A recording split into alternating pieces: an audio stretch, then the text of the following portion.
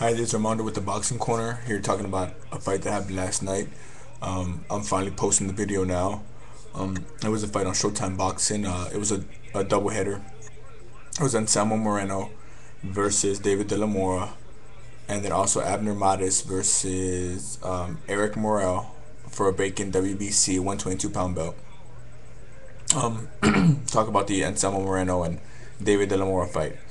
It was a fight that was for De La Mora pretty much a nightmare, given the fact that Moreno is ridiculously skilled. He's a great boxer.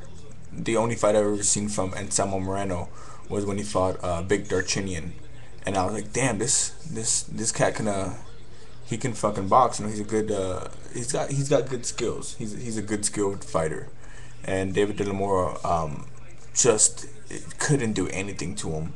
You can tell he tried to make it a fight, but Moreno just was just outclassing him. Catching him with counters. I think there was a knockdown the first or the second, um, and it pretty much was 8 rounds of Moreno just boxing the shit out of him. There was a knockdown in the 6th round. It was a body shot which had De La Mora running, kind of. I won't say like literally running, but he was backing up because Moreno was really catching him with some nasty body shots and some hits.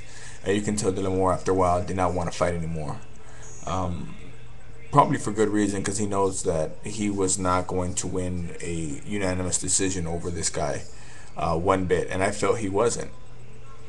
Um, yeah, and then now the main event, Abner Mares versus Eric Morel for a vacant WBC 122-pound belt, super bantamweight belt.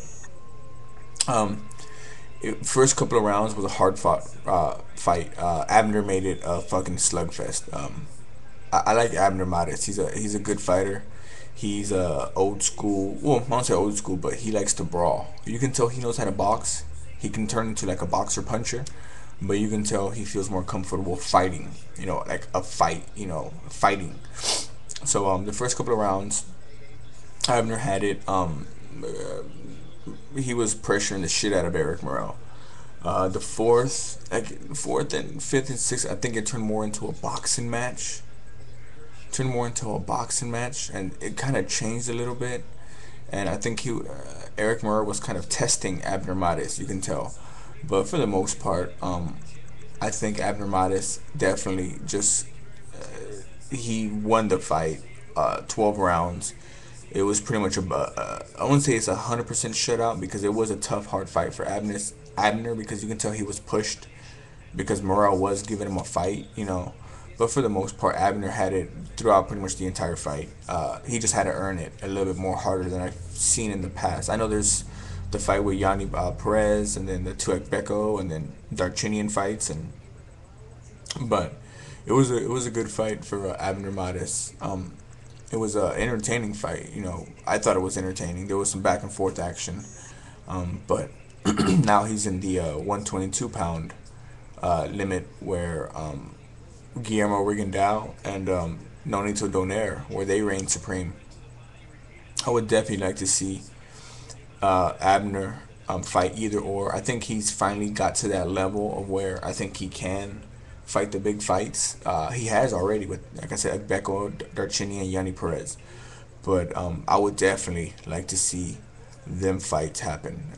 Nonito, Guillermo, and Abner. I think that's the three trifecta of fighters that should eventually fight each other. Kind of like how Pacquiao and Marquez and Barrera, all these guys fought each other at a lightweight. So it was a good night of boxing on Showtime. I thought it would be not as good, but it was better than I expected. But anyways, thank you for watching.